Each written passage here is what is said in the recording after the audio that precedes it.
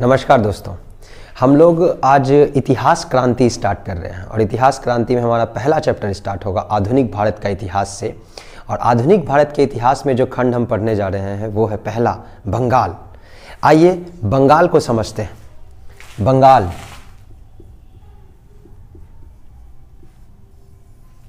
देखिए, थोड़ा सा मैं आपको बैकग्राउंड बता दूं। बैकग्राउंड अगर हम आपको थोड़ा बता दें तो ध्यान से एक बार देख लीजिए। ये एक रफ डायग्राम है इंडिया का। आपको पता है अंग्रेज सबसे पहले सूरत आए थे 1608 में। कैप्टन हॉकिंस हेक्टर जहाज से सूरत आया था। 1608 में कैप्टन हॉकिंस हेक्टर जहाज से सूरत आया था और सूरत में अंग्रेजों की पहली अस्थायी फैक्ट्री खुली थी। इसकी चर्चा हम लोग करेंगे, घबराइए नहीं, इसकी चर्चा करेंगे। लेकिन आज हमारा टॉपिक बंगाल है। थोड़ा सा मैं आपको बैकग्राउंड देना चाह रहा हूं। तो 1608 में अंग्रेजों की अस्थायी फैक्ट्री, देखिए फैक्ट्री का मतलब क्या होता है। फैक्ट्री का मतलब ये बिल्कुल नहीं है कि यहां किसी चीज का निर्माण होगा। उस समय फैक्ट्री का मतलब है, उस समय की फैक्ट्री का मतलब है कि यहां सिर्फ गोदाम है। फैक्ट्री का मतलब गोदाम, जहां पे माल स्टोर होता है। तो अगर हम बात करें 1608 में अंग्रेजों की पहली फैक्ट्री, 1608 में अंग्रेजों की पहली फैक्ट्री सूरत में खुली। 1609 में जहांगीर से मिलने के लिए गया है। देखिए 1605 से 1627 तक भारत का बादशाह जहांगीर है। तो जहांगीर से मिलने के लिए हॉकिंस गया लेकिन परमिशन मिली नहीं। 1608 के बाद 1611 में दोस्तों 1611 में अंग्रेजों की पहली अस्थाई फैक्ट्री नहीं बल्कि स्थाई फैक्ट्री है। गौर कीजिएगा, अस्थाई यहां स्थाई, मसूलीपट्टनम आंध्र प्रदेश, मसूलीपट्टनम, ये स्थाई फैक्ट्री है, स्थाई फैक्ट्री। और 1612 में सूरत से थोड़ा सा नीचे जावली, जिसको स्वाली भी कहते हैं, 1612 में यहां जावली या स्वाली का युद्ध हुआ पुर्तगाल और ब्रिटिश के बीच। और 1613 में सूरत में ही अंग्रेजों की पहली स्थाई फैक्ट्री खुली। देखिए ये सूरत में स्थाई है, कंफ्यूज नहीं करना है, ये सूरत में स्थाई फैक्ट्री अंग्रेजों की 1613 में। देखिए 1608 में अस्थाई फैक्ट्री सूरत, 1611 में स्थाई फैक्ट्री मसूलीपट्टनम, दक्षिण भारत की पहली स्थाई फैक्ट्री। उत्तर भारत की या पश्चिम भारत की बात कर लूं मैं, देखिए विंध्याचल पर्वत के नीचे दक्षिण भारत, विंध्याचल पर्वत के ऊपर उत्तर भारत, तो उत्तर भारत भी कर लीजिए, पश्चिम भारत भी कर लीजिए। 1613 में अंग्रेजों की पहली स्थाई फैक्ट्री सूरत में भी खुल गई। यानी कि 1613 में अंग्रेजों की स्थाई फैक्ट्री दूसरी है भारत में, क्योंकि पूरे भारत में 1611 में पहली स्थाई फैक्ट्री। अभी तक बंगाल नहीं है। सूरत क्यों चुना उन्होंने? क्योंकि सूरत में सस्ते मजदूर थे, सूरत में खूबसूरत नेचुरल बड़ा बंदरगाह था, इसके कारण सूरत उन्होंने चुना। कच्चा माल आसानी से उपलब्ध था। लेकिन अभी तक अंग्रेज सिर्फ और सिर्फ व्यापार कर रहे हैं। अंग्रेजों की कोई मंशा नहीं है इस समय राजनीति की कोई मंशा नहीं है। लेकिन जैसे जैसे व्यापार बढ़ेगा, लोभ बढ़ेगा, वैसे वैसे राजनीतिक ताकत की मंशा बढ़ेगी। क्यों? क्योंकि राजनीति अर्थव्यवस्था की गार्जियन है। राजनीति अर्थव्यवस्था की गार्जियन है। जिसके हाथ में राजनीति, अर्थव्यवस्था उसी के हाथ में होगी। इसीलिए अब अंग्रेज आगे बढ़ के भारत के सबसे ज्यादा उपजाऊ, सबसे ज्यादा धनाढ़ प्रदेश बंगाल पे नजर देते हैं। हमारा टॉपिक आज यहीं से स्टार्ट होगा। इन सब पे मैं चर्चा करूंगा, इन सब पे हम लोग चर्चा करेंगे, लेकिन आराम से। आज पहला टॉपिक है इतिहास क्रांति के तहत। आइए हम लोग स्टार्ट करते हैं बंगाल को। बंगाल देखिए, सबसे पहले तो आपके मन में यह क्वेश्चन आना चाहिए कि इतिहास को पढ़ने का सबसे बेहतरीन तरीका है इसको समझ लेना। कोई घटना ऐसे नहीं होती, कोई भी घटना इस प्रकार नहीं होती कि कुछ भी घट गया उसको याद कर लो। नहीं, अगर आप घटनाओं के क्रम को समझते हैं तो आपको इतिहास समझ में आएगा। और जिस दिन इतिहास समझ में आने लग गया, आपके दिमाग की ताकत, सोचने की क्षमता, वाह! इतिहास रटने की चीज नहीं है, इतिहास सीखने की चीज है। इतिहास is the story of learnings. History is nothing but the story of learnings. आइए कोशिश करते हैं थोड़ा सा सीखने के इतिहास को हमारे बंगाल से। बंगाल हमारा पहला टॉपिक है। बंगाल पूरा आधुनिक भारत शुरू से लेकर अंत तक पढ़ाने की मैं पूरी कोशिश करूंगा आपको यूट्यूब पर। कोशिश करिएगा मेरे साथ बने रहने की। आइए देखते हैं बंगाल। सबसे पहला क्वेश्चन आपके मन में यह आना चाहिए कि बंगाल को ही ब्रिटिशर्स ने क्यों चुना, आखिर बंगाल क्यों, पहला क्वेश्चन। और दूसरा क्वेश्चन, बंगाल कैसे। अगर आप ये क्यों और कैसे सीख गए तो इसी को कहते, इसी क्यों और कैसे को, किताब में तो सब कुछ लिखा है, बस इसी क्यों और कैसे को कहते हैं रीडिंग बिटवीन द लाइंस। एक लाइन पढ़ा आपने, दूसरी लाइन पढ़ी आपने, बीच में कुछ नहीं लिखा, लेकिन फिर आपने आंख बंद करके सोचा, आपको समझ में आया ये लाइन क्यों थी, ये लाइन कैसे थी।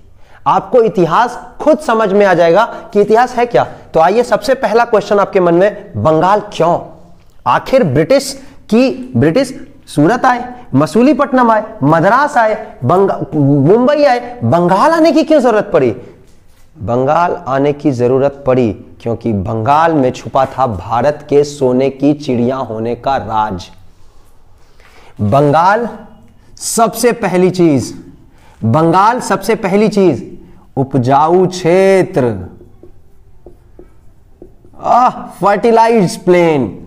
फर्टाइल प्लेन, गंगा ब्रह्मपुत्र, गंगा ब्रह्मपुत्र, तीस्ता, ये सुंदरवन, ये बिहार, सबसे आप चले जाइए ना कोई पहाड़ वाले क्षेत्र पर, 1-2 बीघा तक कोई नहीं रह रहा है, बांध लिया अपना गेट, कोई दिक्कत नहीं। लेकिन बिहार में आओ तो नहीं, बिहार में मुंगेर में 1 सेंटीमीटर जमीन के लिए काट दिया जाता है आदमी।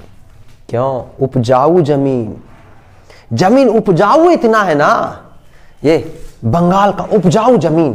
बंगाल जब मैं कह रहा हूं आपको तो आप समझिए उस समय का उड़ीसा, झारखंड, मतलब अभी का उड़ीसा, झारखंड, बिहार, पूरा बांग्लादेश, मेघालय, असम के कुछ हिस्से, उपजाऊ क्षेत्र।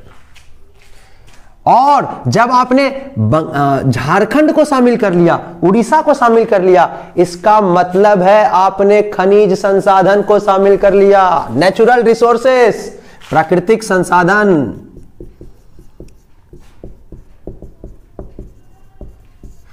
Bengal is fertile land and the land of natural resources, उपजाऊ क्षेत्र, प्राकृतिक संसाधन की भूमि। दूसरा, बंगाल का कारण समझिए, आखिर बंगाल क्यों इतना। दूसरा,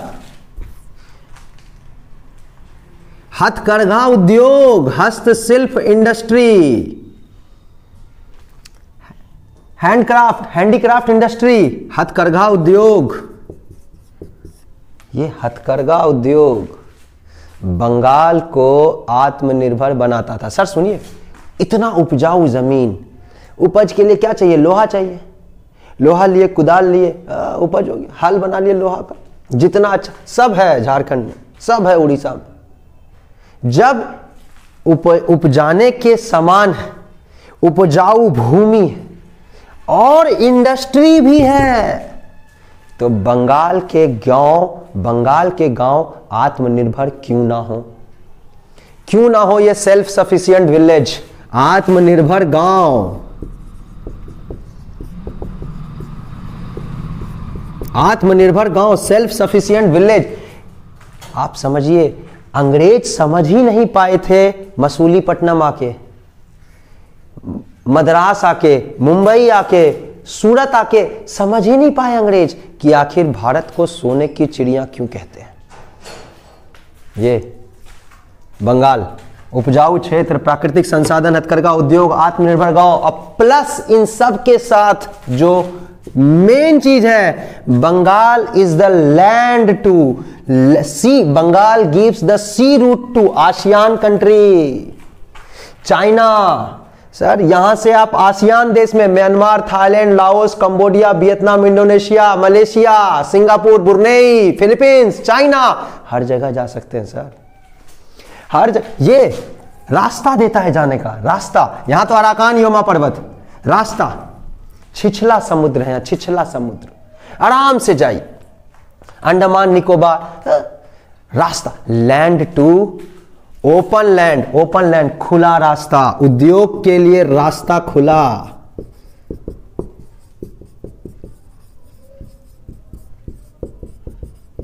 ये देख रहे हैं, ये कारण, ये सब कारण भारत को बनाता है गोल्डन स्पैरो, सोने की चिड़िया। कैसे बंगाल से ब्रिटिश अछूते रह जाते, कैसे एक व्यापारिक कंपनी जो सिर्फ मुनाफा चाहती है, कैसे इस बंगाल से अछूती रह जाती, कैसे नहीं रह पाई सर। इसीलिए, लेकिन मैं आपको एक बात और बता दूं, बंगाल क्यों, रीजन तो यह है, लेकिन बंगाल कैसे, बंगाल में मुगल प्रशासन, बंगाल के नवाब, मौका मिलना चाहिए सर। अगर योग्यता को अवसर मिलेगा तो योग्यता अपनी योग्यता एक योग्य आदमी जरूर साबित करेगा। अवसर मिलना चाहिए, अवसर मिला, 3 अवसर मिले। बंगाल कैसे, आप ऐसे डायग्राम बनाइए और साथ की साथ लिखते चलिए, समझ लीजिए। अरे हिस्ट्री कुछ नहीं, बस समझ का खेल है। दूसरा क्वेश्चन आपके मन में उठना चाहिए, बंगाल कैसे ब्रिटिश ईस्ट इंडिया कंपनी के अंदर आ गया, कैसे, हाउ। 3 मौके, 3 अवसर मिले, 3 अवसर।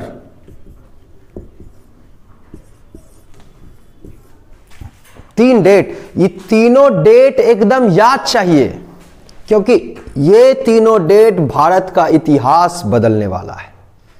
भारत का इतिहास 1651, 1698, 1698, 1717, ये 3 डेट बंगाल गुलामी की ओर कैसे बढ़ा उसका सबूत देती है। आखिर ब्रिटिश ईस्ट इंडिया कंपनी के चंगुल में हम लोग कैसे फंसे उसका सबूत देती है। आइए एक बार समझते हैं। बंगाल का सूबेदार 1651 में है शाहजहां का बेटा। शाहजहां का बेटा 1651 में बंगाल का सूबेदार है शाह सुजा। शाहजहां का बेटा, शाहजहां आगरा दिल्ली में उन्होंने ही लाल किला बनवाया। शाहजहां का बेटा 1651 में बंगाल, देखिए मुगल प्रशासन भी बंगाल को अपने ही रिलेटिव, अपने बेटा को दिया है बंगाल की सूबेदारी। क्यों? क्योंकि बंगाल में कुछ तो बात है, वो सारी बातें मैंने आपको भी बताई। 4 बातें थी, नेचुरल रिसोर्स, फर्टाइल प्लेन, ये तो पहला ही था। दूसरा हथकरघा उद्योग, तीसरा खुला रास्ता, व्यापार के लिए रास्ता खुला, और चौथा आत्मनिर्भर गांव। ये सब शाह सुजा, मुगल प्रशासन भी अपने क्लोज रिलेटिव को बंगाल का सूबेदार बनाते थे, और 1651 में बंगाल का सूबेदार है शाह सुजा। देखिए कहानी बहुत प्रसिद्ध है, मैं आपको सुनाता हूं कहानी यह है कि इस समय 1651 में शाहजहां की बेटी है जहां आरा, इसकी बहन जहां आरा, जहां आरा एक डांस परफॉर्म कर रही थी। अचानक अफरा तफरी हुई और स्टेज पे आग लग गई।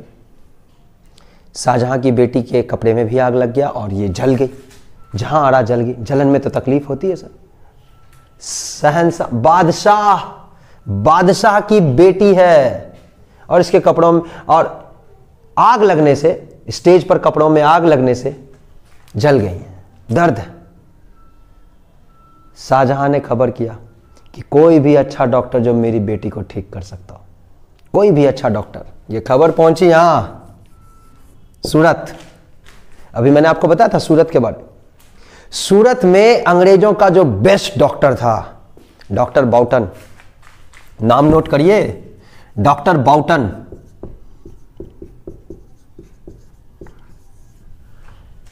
डॉक्टर बाउटन आया, पेनिसिलिन दिया उसने, दर्द निवारक इलाज किया। दर्द से कुछ तो राहत मिल ही जाएगा। कोई हल्दी नहीं लगाई, कुछ नहीं लगाया, और शाहजहां की बेटी जहां आ रहा, लगभग ज्यादा तो नहीं जली थी, स्टेज पे कपड़ों में आग लगा था। डॉक्टर बाउटन ने इन्हें राहत पहुंचाया, ठीक किया। इस बात से शाहसुजा इतना खुश हुआ, कह रहे डॉक्टर साहब आप कभी भी कुछ भी हो सकता है, आप यहीं रहिए। डॉक्टर बाउटन के इस जहां आरा को ठीक करने के कारण शाहसुजा ने डॉक्टर बाउटन को, मतलब ब्रिटिश ईस्ट इंडिया कंपनी को बंगाल में मुक्त व्यापार करने की छूट दे दी। शाहसुजा का आदेश BEIC को बंगाल में फ्री ट्रेड, मुक्त व्यापार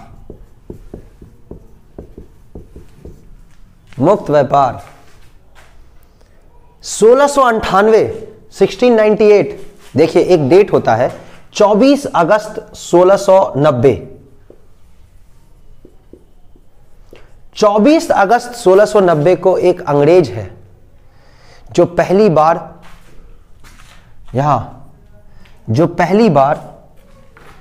अगर हम इधर से बना दें, गंगा नदी ऐसे बढ़ जाती है जिसको हुगली कहते हैं, ये गंगा नदी है, ये हुगली है। गंगा नदी बंगाल में आती है, बंगाल से जब निकलने लगती है तो वो बांग्लादेश चली जाती है और इसकी एक धारा कट जाती है जिसको हुगली कहते हैं। हुगली 1690 में पहली बार 1690 में हुगली पहुंचा। नाम है जॉब चॉर्नॉक।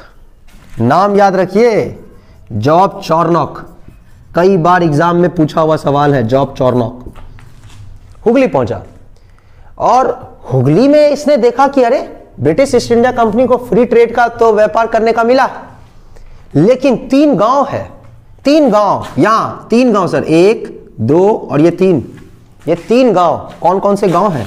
ये तीनों गांव हैं सुतानुती, कालीकता और गोविंदपुरा। सुतानुती, कालीकता और गोविंदपुरा।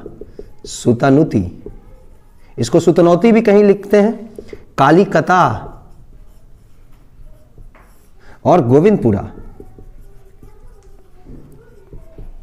ये 3 गांव, सुतानुती, कालीकता, गोविंदपुरा, ये 3 गांव का जमींदार, ये 3 गांव का जमींदार सवर्ण राय चौधरी, ये आदमी सवर्ण राय चौधरी,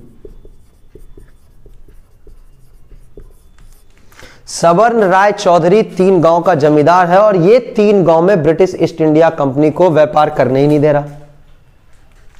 जॉब चॉर्नॉक ने कहा, अरे नवाब ने तो, मतलब सूबेदार जी ने तो कहा है कि एकदम हमको फ्री ट्रेड का अनुमति दिया जाए। सवर्ण राय चौधरी नहीं माना।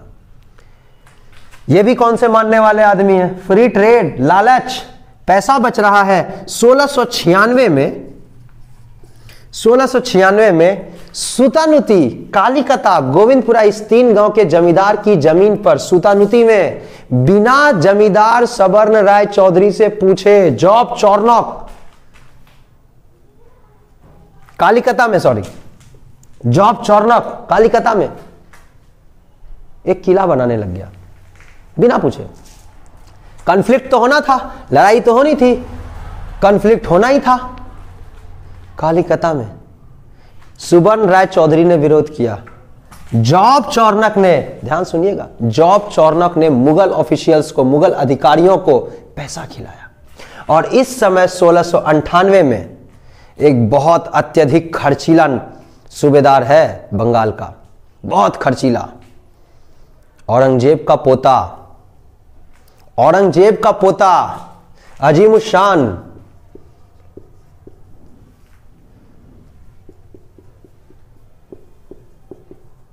अजीमुशान औरंगजेब का पोता है सर। पैसा का तो एक नंबर का नलायक। इसी का पैसा का खर्च इतना ज्यादा खर्च करता था कि इसी के दीवानी राइट्स को छीनकर, दीवानी अधिकार को छीनकर, मतलब राजस्व, पैसा के देखरेख को छीनकर, इससे छीनकर औरंगजेब ने मुर्शीद कुली खान को 1700 में बंगाल का दीवान बनाकर भेजा था। दीवान का मतलब होता है जो पैसे की देखभाल करे, जो पैसे का हिसाब करे, राजस्व अधिकारी। लेकिन 1700 में, अभी तो 1698, 1698 में अजीम उस्सान को जॉब चौरनक ने अजीम उस्सान के नीचे जितने मुगल ऑफिशियल्स थे, मुगल अधिकारियों को पैसा खिलाया कि यार इस सवर्ण राय चौधरी को जमींदारी से बेदखल कर दो, जमींदारी से बेदखल कर दो। और हुआ भी, पैसे का दीवाना अजीम उस्सान ने, यही अजीम उस्सान है जिसने पटना में अजीमाबाद, पटना शहर का नाम ही बदल दिया था, अजीमाबाद कर दिया था। पढ़ाएंगे, इन सब पर चर्चा करेंगे। पहले जॉब चौरनक ने मुगल ऑफिशियल्स को जो पैसा खिलाया, उन पैसों के बल पर ही सवर्ण राय चौधरी को जमींदारी से बेदखल किया गया अजीम उस्सान के द्वारा। और कहा गया जॉब चौरनक को कि 1200 रुपया दे दो जमींदार सवर्ण राय चौधरी को, और ये तीनों गांव सुतानुती, कालिकता, गोविंदपुरा तुम्हारा। मात्र 1200 रुपया में, 1200 रुपया किसको देना है? सवर्ण राय चौधरी को। और ये गांव तीनों सुतानुती, कालिकता लिख दिया मैंने वहां, गोविंदपुरा, ये किसको मिलेगा? जॉब चौरनक को। और अभी हम आपको बताए हैं कि जॉब चौरनक ने 1696 में ही कालिकता में एक बिल्डिंग, एक फोर्ट, एक किला बनाना शुरू कर दिया था। उस किले का नाम रखाया फोर्ट विलियम। नोट करिए, कई बार एग्जाम में आया, फोर्ट विलियम। अब ये तीनों गांव का अस्तित्व खत्म हो गया। इस तीनों गांव को मिलाकर जॉब चौरनक ने कहा कि अब ये कहलाएगा कलकत्ता।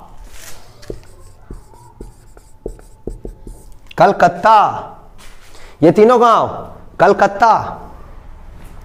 और लास्ट जो बंगाल को गुलाम बनाने का फरमान है, वो बची खुशी कसर 1717 में फर्रुखसियर ने पूरा कर दिया। 1717 मुगल बादशाह है फर्रुखसियर।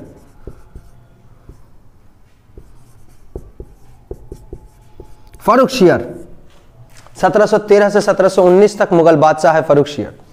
और फर्रुखसियर 17, इसकी भी एक कहानी है, 2 मिनट, एक कहानी है इसकी। फर्रुखसियर मुगल बादशाह था और फर्रुखसियर को एक घाव हो गया, ऐसे बैक पे हो गया, बैठ ही नहीं पा रहा था वो। मुगल बादशाह, गद्दी बैठना, बैठ ही नहीं पा रहे, घाव हो गया। अंग्रेज अधिकारी 1717 में हुआ क्या कि इधर, अब हम लोग पढ़ेंगे बंगाल के नवाब के बारे में अगली क्लास में, यानी पार्ट 2 में आप पढ़ेंगे। तो उस समय मुर्शीद कुली खान बंगाल को टाइट किए हुए, अंग्रेज अधिकारी यहां से परेशान होकर मुगल बादशाह के पास गया, फर्रुखसियर के पास, और यहां फर्रुखसियर को घाव, फर्रुखसियर बैठ नहीं पा रहा। मुगल अधिकारी जब गए तो उसके साथ एक डॉक्टर भी था, जॉन सरमन। जॉन सरमन, ये 2 डॉक्टरों ने, ये 2 डॉक्टर बाउटन और सरमन, भारत को गुलाम बनाने की कसर नहीं छोड़ी सर इसने। और हमारे बादशाह तो ऑफ कोर्स 1717 में फर्रुखसियर का जॉन सरमन ने कहा, अरे ये घाव से काहे परेशान, हम हल्दी उल्दी नहीं लगाते हैं, सुतिए ऐसे चीरेंगे खचाक। ठीक, जो आदमी चल नहीं सकता ऐसे ऐसे चल रहा है, बैठने तन के खड़ा हो गया। वो कह रहा है कि वाह जॉन सरमन कम हियर, एक नंबर काम किया है, क्या चाहिए रे तुझे? दुनिया नहीं, बंगाल। रॉकी भाई है, दुनिया चाहेगा, बंगाल। और फर्रुखसियर ने दिया। फर्रुखसियर ने 1717 में फरमान जारी किया। फरमान, फर्रुखसियर के फरमान को भाई साहब, फर्रुखसियर के फरमान को अंग्रेजों का, ब्रिटिश ईस्ट इंडिया कंपनी का मैग्ना कार्टा कहते हैं भारत में। Magna carta, Magna carta.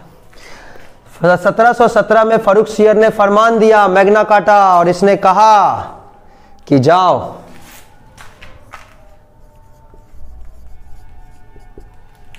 अंग्रेजों को, ब्रिटिश ईस्ट इंडिया कंपनी को बंगाल में मुक्त व्यापार, बदले में सालाना 3000। सर बंगाल, बिहार, बंगाल, उड़ीसा, हर जगह बंगाल का मतलब आप समझ ही गए। ये फरमान है, सालाना 3000, बदले में मुक्त व्यापार। ये तीनों कहानी है, ये तीनों कहानी है जिसने बंगाल को गुलाम बनाया। नोट्स बनाइए, 1 सेकंड में नोट्स बन जाएगा।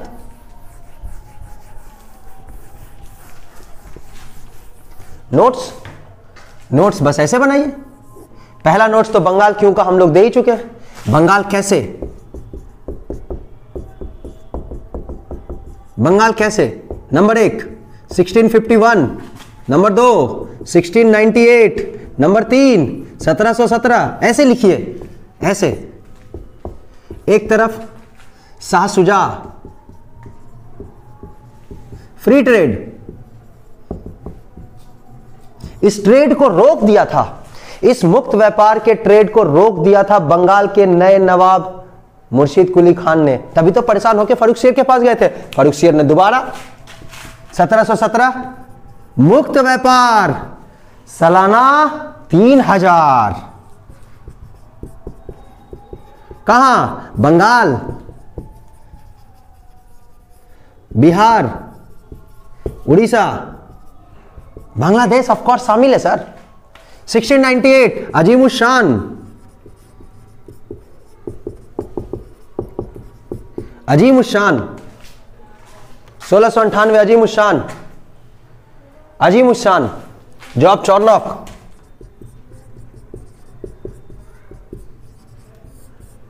फोर्ट विलियम, कौन कौन से गांव, सुतानुती,